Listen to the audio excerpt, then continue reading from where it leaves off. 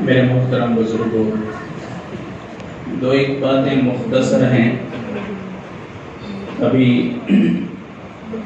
عصر اور مغرب کے بیچ میں بہت مختصر وقت رہتا ہے، لیکن جو باتیں بار بار کہی جاتی ہیں تاکہ کہتے کہتے اور سنتے سنتے ہماری زندگی میں آ جائے اور ہم اس پر عمل کرنے والے بن جائیں. بڑی مبارک مجلس ہیں. اللہ تعالیٰ ہونے والے نکاح کو بے حد و انتہا قبول فرمائے اور اللہ تعالیٰ دونوں خاندانوں کے درمیان محبت پیدا فرمائے اور خیر اور نجات کا ذریعہ بنائے. اللہ کے حبیب نے پوری زندگی ہمارے سامنے رکھی ہیں کہ کس طریقے سے تمہاری زندگی کے ہر موڑ پر تم اللہ کے حبیب کی اتباع کرو گے. اکراش بن زویب رضی اللہ عنہ بڑے جلیل القدر صحابی ہیں. ہمارے نبی کے ساتھ ایک مرتبہ کھانا کھا رہے تھے. کھانا تو ایک قسم کا تھا. حضرت اکراش کا ہاتھ ادھر ادھر گھوم رہا تھا، کبھی آپ کے سامنے، کبھی اپنے سامنے، کبھی دائیں جانب، کبھی بائیں جانب. تو آپ نے ان کے ہاتھ کو پکڑ لیا. کہا اکراش کیا کر رہے ہو؟ یہ کوئی کھانے کا طریقہ ہے؟ کھانا اپنے سامنے سے کھاؤ.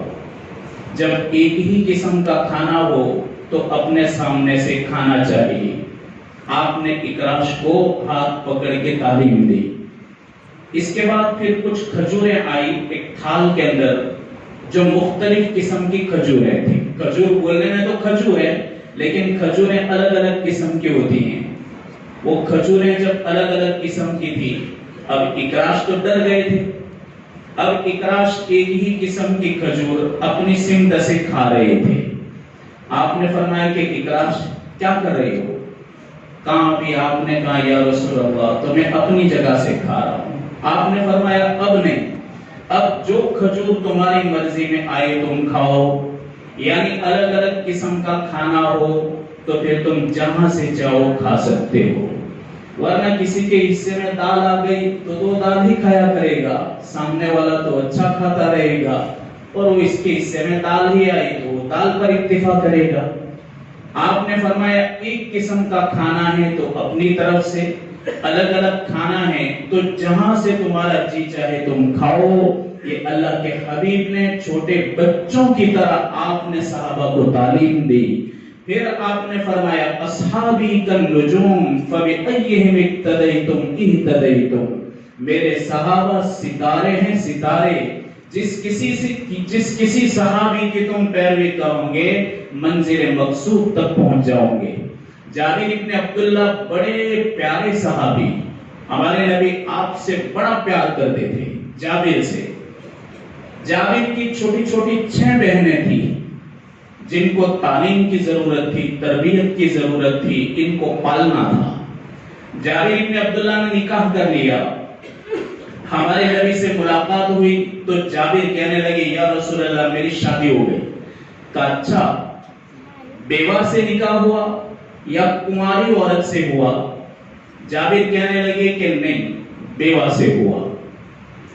وہ کہنے لگے کہ میری چھوٹی چھوٹی بہنیں ہیں، ضروری تھا کہ کوئی سمجھدار عورت ہو اور ایسی عورت ہو کہ جو میرے گھر کے نظام کو برقرار رکھے، میرے گھر کے نظام کو اچھی طرح نبھائے.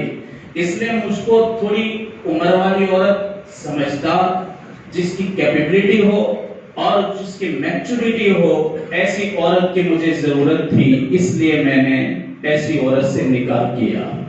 تو آپ نے فرمایا کہ جابر اللہ تم دونوں کے درمیان محبت پیدا کرے اور اللہ تعالیٰ اس کو خیر کا ذریعہ بنائے.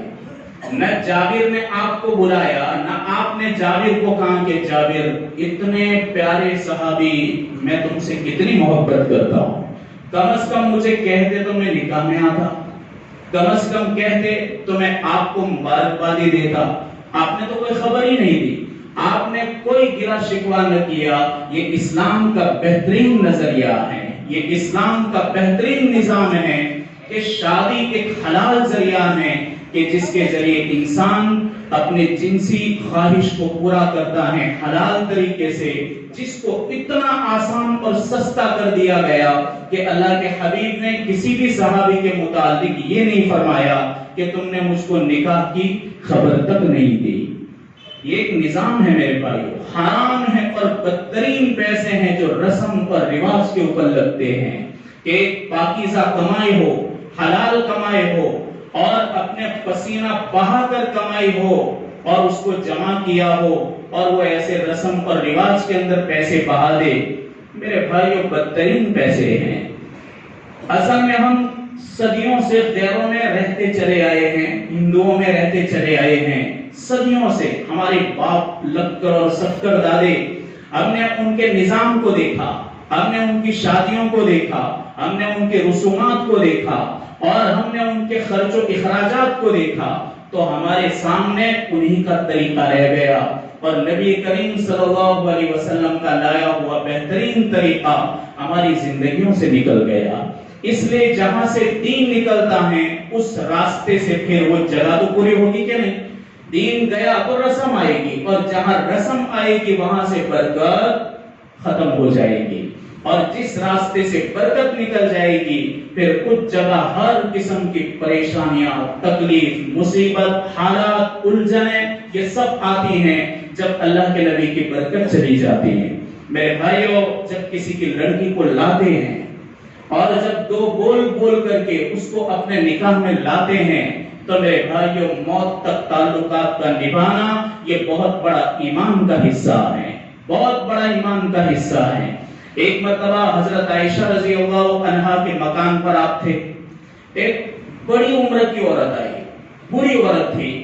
جب یہ دروازے پر آئی تو آپ نے استقبال کیا، آپ نے ان کی عزت کی، آپ نے ان کے ساتھ احترام کا معاملہ کیا، بڑی عزتوں کے ساتھ ان کو اندر بٹھایا۔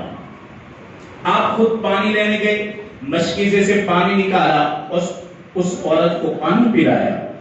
حضرت عائشہ یہ منظر کو دیکھ رہی تھی۔ جب یہ عورت کہنے لگی یا رسول اللہ میں تو ویسے ہی خالی آپ کی زیارت کے لیے آئی تھی تو میں جا سکتی ہوں؟ وہ عورت گئی تو حضرت عائشہ رضی اللہ تعالی عنہا کہنے لگی یا رسول اللہ یہ عورت کون ہے کہ آپ نے اتنا اکرام اور احترام کا معاملہ کیا؟ آپ نے فرمایا کہ عائشہ، خدیجہ کے زمانے میں یہ عورت میرے گھر آیا کرتی تھی اور خدیجہ اس سے بڑی محبت کرتی تھی، خدیجہ اس کے ساتھ احترام کا معاملہ کرتی تھی، تو میں جب میری بیوی چلی گئی تو میری ذمہ داری ہے کہ جس عورت کی عزت میری بیوی کرتی تھی اس کی عزت اور احترام میں کیوں نہ کروں؟ پھر آپ نے اس کے بعد فرمایا کہ تعلقات کا نبھانا یہ ایمان کا ایک حصہ ہے، یہ ایمان کی علامت ہے۔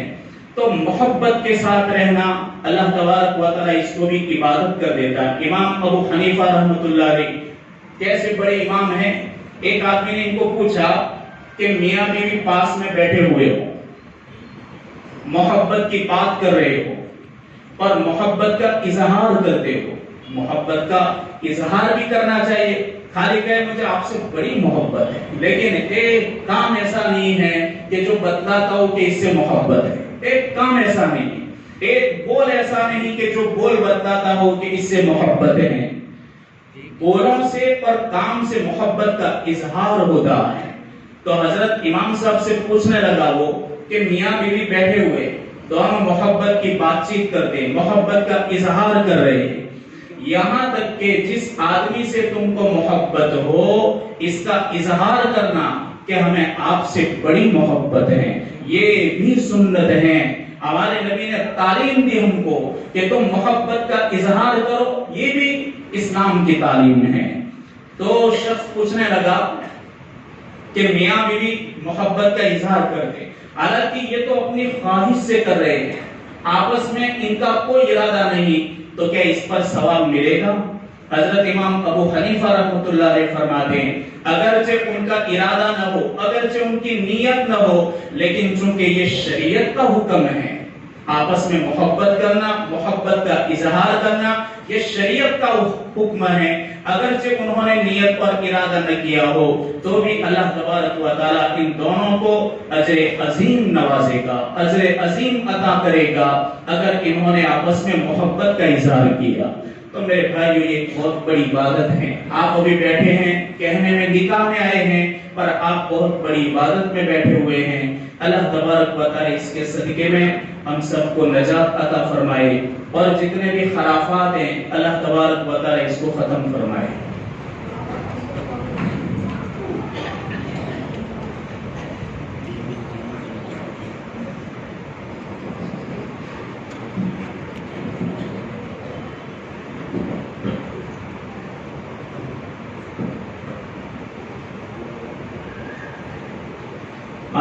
یہاں ہماری مسجد عمر میں شورا کے جو نام تھے 21 نام تھے، تو ان تمام سے درخواست ہے کہ عشاء کی نماز کے بعد مسجد میں حاضر رہیں۔ 2-3 دن سے کوشش کر رہے ہیں لیکن کوئی نہ کوئی کسی عذر سے نہیں آ سکتا، تو ابھی تو شاید لگتا ہے کہ سب حاضر ہوں گے، تو عشاء کی نماز یہاں پڑھیں۔